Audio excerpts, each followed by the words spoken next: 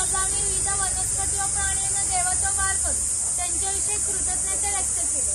पूर्वी प्रत्येक गावात राखीव जंगल असेल, त्याला देवराई असे म्हणे. त्यातील वनस्पती व प्राणी यांची हत्या केल्यास ते पाप समजले जाईल.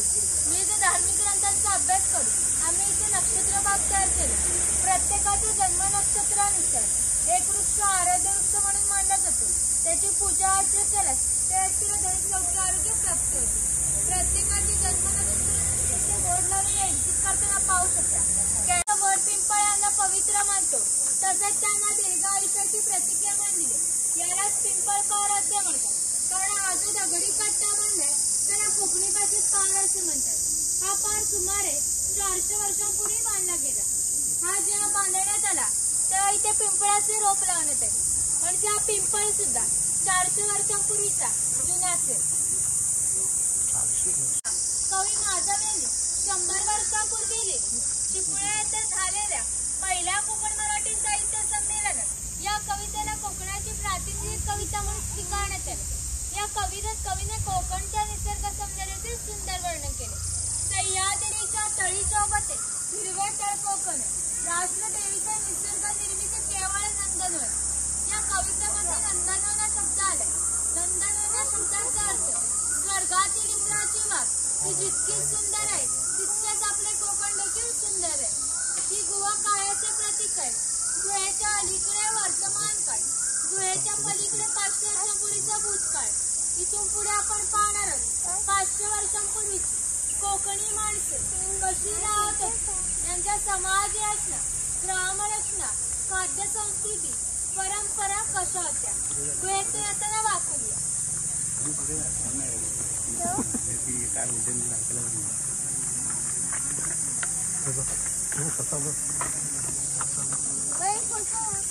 फोटो काढतो. हा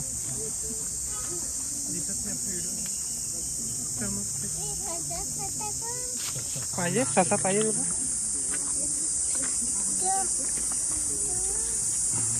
व्हिडिओ करायची लागेल. क्वालिटी कमी ठेवली आहे. आता खालती उतर जरा. हत्ती हत्ती हत्ती आया हत्ती आया आधी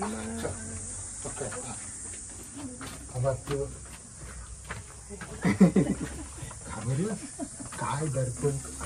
चल अरे लागेल.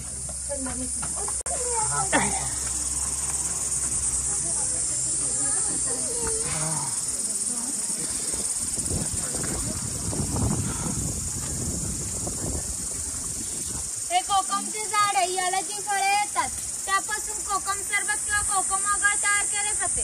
तसेच त्यांच्या बियांपासून तेल देखील तयार केले जाते. त्या तेलाचा वापर कैलाशयांसारख्या क्रीम मध्ये केला जातो. तसेच त्यांच्या सालींपासून आमसुले देखील तयार केली जातात. इकडे अजगर दाखवलाय.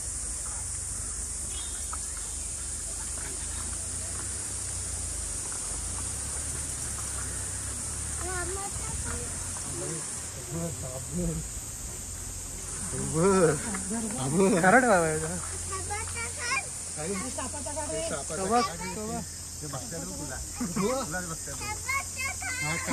सापाचा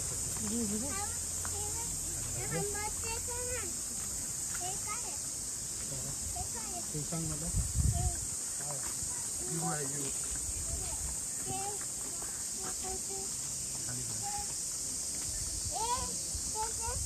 हा काढला काढला. भगवान परशुराम.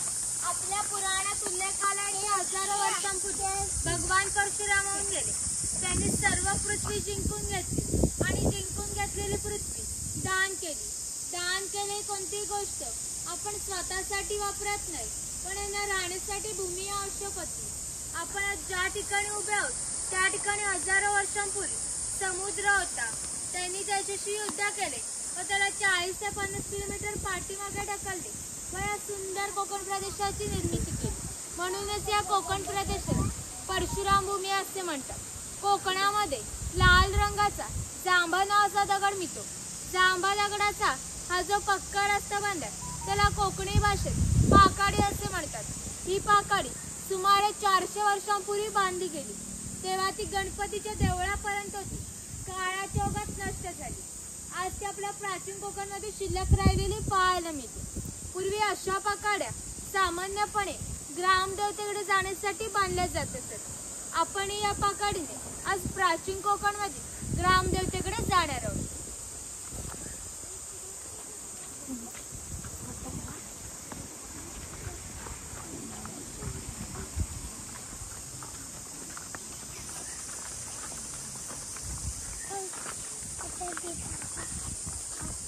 खाली चल ना. खाली उतर ना, खाली उतर ना. उतर खाली. खाली उतर ना. खाली उतर ये. चालतंय. इकडे वनवासी दाखवलंय. कोकणामध्ये दुर्गम पर्वतामध्ये वनवासी लोक राहतात. त्यामध्ये भिल्ल व कातकरी या जातीचा समावेश होतो. त्यातील हा कातकरी समाज इथे दाखवला आहे.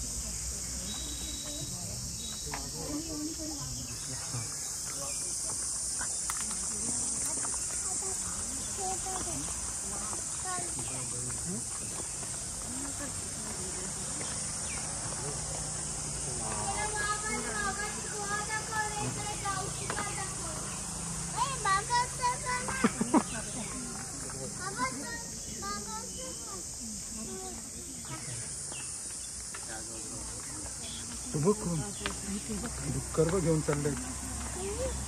उद्याला डुक्कर घेऊन चाललेत बघ.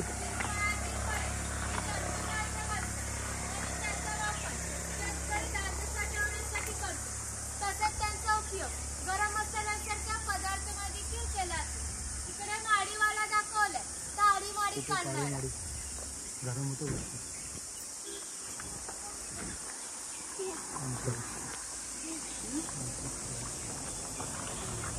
पुढे पण तो पण पुढे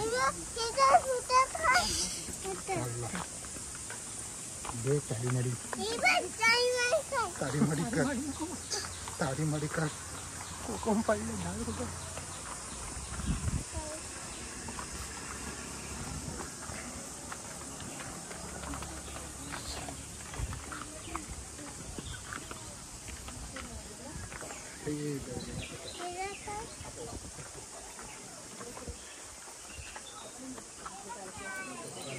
हे ग्रामदेवतेचे मंदिर आहे.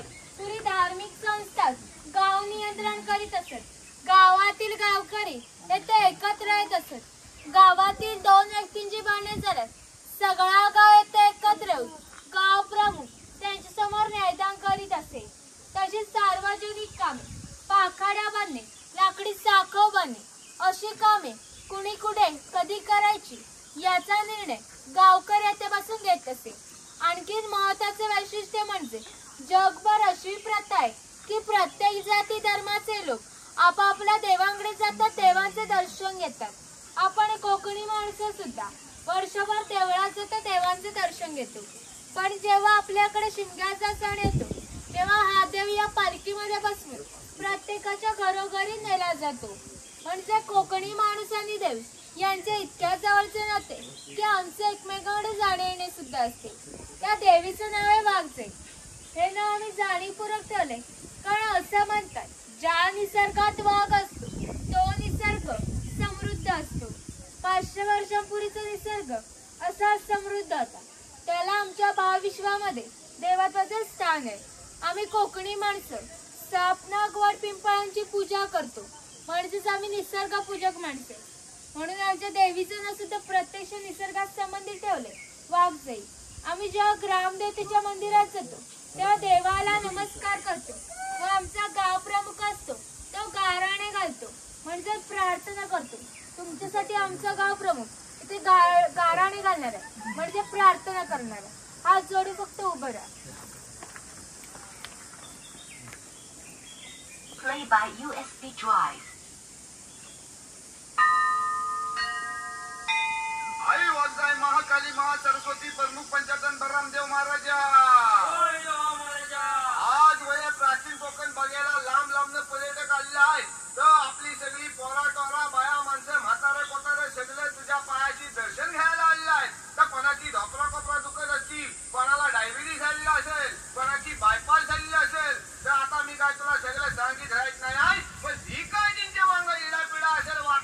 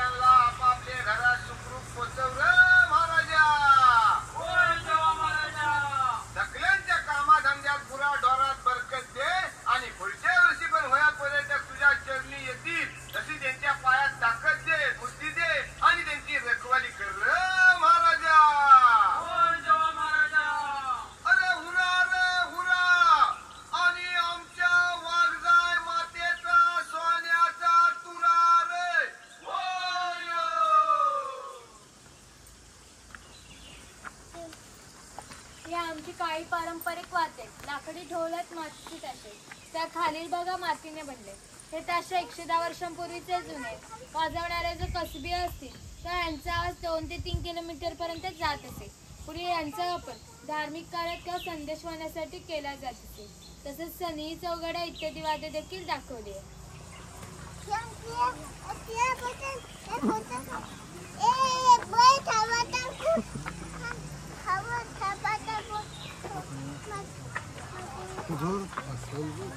हा चव्हाटा देव आहे असं म्हणतात. कोकणात भरपूर भूत असतात म्हणून कोकणवासियांची अशी श्रद्धा आहे की हा देव त्यांच्यावर नियंत्रण ठेवतो. म्हणून त्याला शिमग्याच्या वेळी गाराणे घातले जाते व पशुबळी देखील दिली जाते. इकडे विरगळ दाखवले वीरप्राप्ती लोकांचे प्रतीक आहे.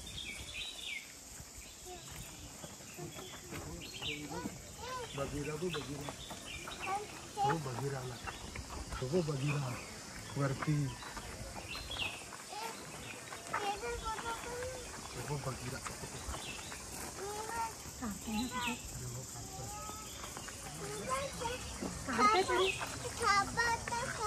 कडक लक्ष्मी दाखवले. कौतराज लोक त्याला चापकाने पट्ट्याने मारून जातात. त्याला कडक लक्ष्मी असे म्हणतात. हे लोक पूर्वी गावात येत असे व आपला खेळ करून दाखवीत असे.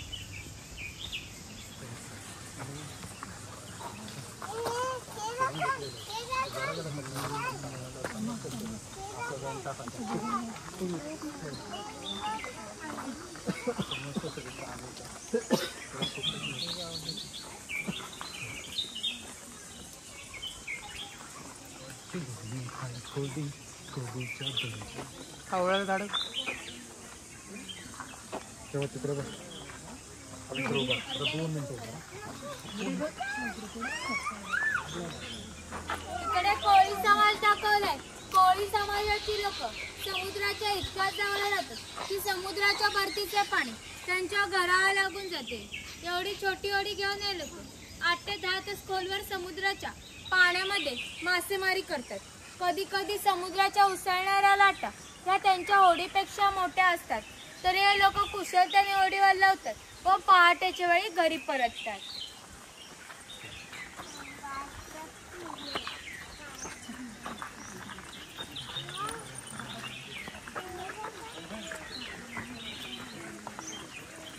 हा नाभिक आहे. पूर्वी कोकणामध्ये 12 बलिदान पद्धत अस्तित्वात होती. म्हणजेच नाभिक, सुतार, चर्मकार, कासार हे लोकांना घरोघरी जाऊन सेवा पुरवत असे. त्या पद्धतीने पैसे नव्हते किंवा धान्यच मिळत असे. म्हणजे एका नाभिकाला एका कुटुंबातील पुरुषाचे घरी जाऊन केसवदाडी करण्यासाठी वर्षभरासाठी 4 पैल म्हणजे आताचे 8 किलो धान्य मिळत असे. एवढ्या अल्प मोबदल्यात ही लोक समाजाची सेवा करत असे. आमच्या नाभिकाविषयी आणखी थोडं मजेशीर वर्णन आमच्या लोकसाहित्यामध्ये आढळतं. असं म्हणजे गावातील प्रत्येक गोष्ट ही नाभिकाला माहीत असते आणि नाभिकाला माहीत असलेली प्रत्येक गोष्ट ही गावभर येते. आता तुम्ही आलात ती गोष्ट ज्याची तुमच्या नाभिकाला समजली त्याची सर्व गावाला समजली. आमचं सर्व गाव तुमच्या स्वागतासाठी उत्सुक आहे. प्रथेप्रमाणे प्रथम आपण खोतांच्या घरी जाऊ मग गावात फेरफटका मारू.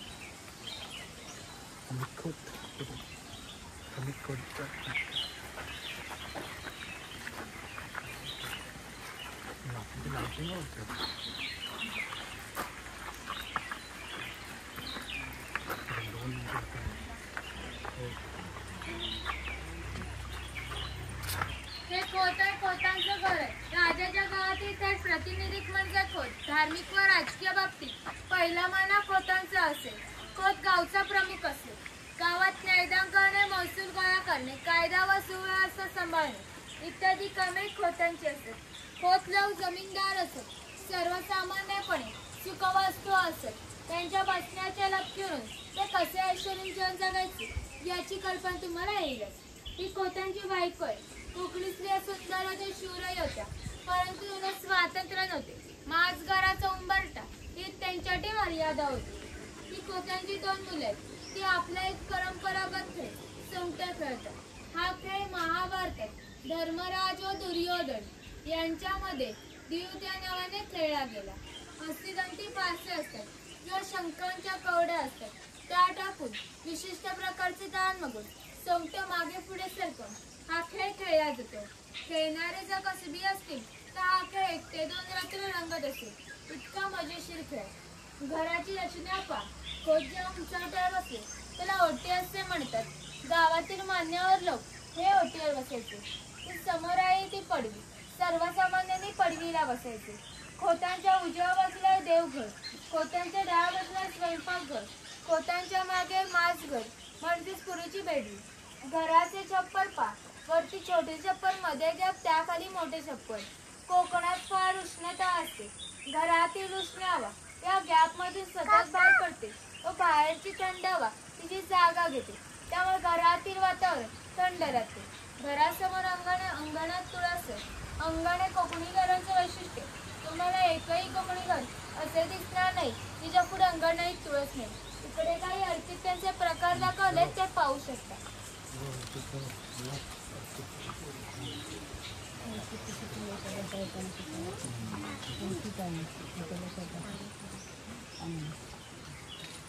किती प्रकारचे चला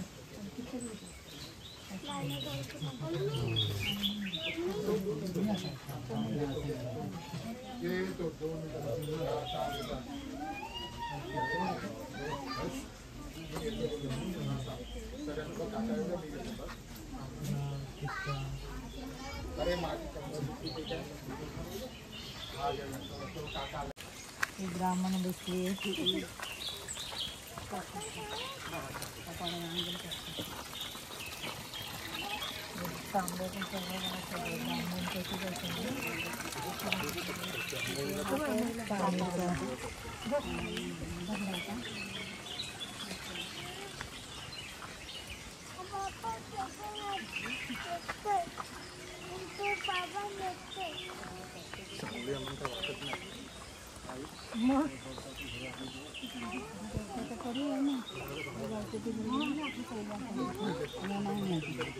हा शेतकरी आहे, शेतकऱ्याचं घर आहे.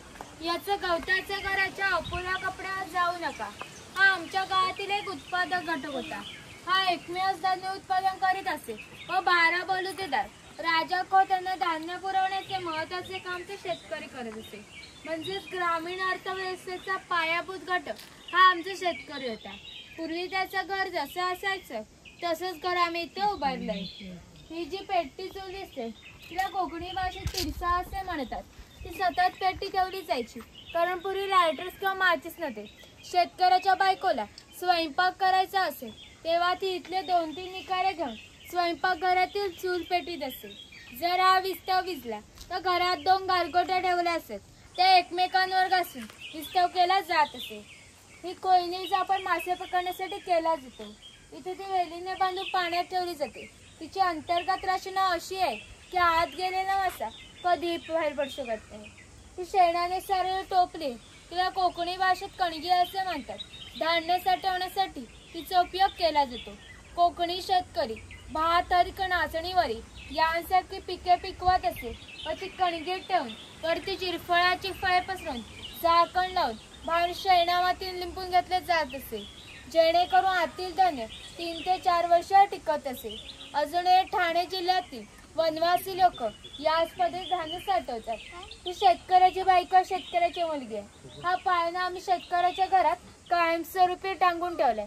तर आमच्या शेतकऱ्याच्या घरात दरवर्षी पाळणा येत असे. म्हणजेच प्रत्येक शेतकऱ्याला 8 ते 10 मुलं असत. पूर्वीच्या काळी एकत्र कुटुंब पद्धत अस्तित्वात होती. हे उचलाय याचा वापर पूर्वी कपडे सुकत घालण्यासाठी केला जात असे. घरात गौरी गणपतीचा सण दाखवलाय.